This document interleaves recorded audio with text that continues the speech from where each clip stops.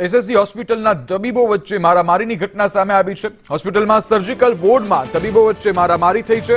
Doctor Sameer કાપડિયાએ માર માર્યાના doctor રૂહલની આક્ષેપ છે, જ્યારે ડોક્ટર કાપડિયા પર કેટલાક સમયથી હેરાનગતિના આક્ષેપ કરવામાં આવી રહ્યા છે।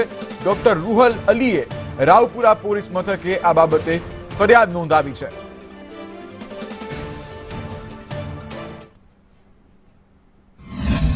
मैं जब हमारे जो वार्ड के पास से कंप्यूटर रूम है वहाँ पे प्रिंट निकाल रहा था और मेरा कलीग डॉक्टर समीर वो आए थे और उन्होंने मुझे धक्का दिया और उससे मुझे हाथ और छाती पे चोट लगी।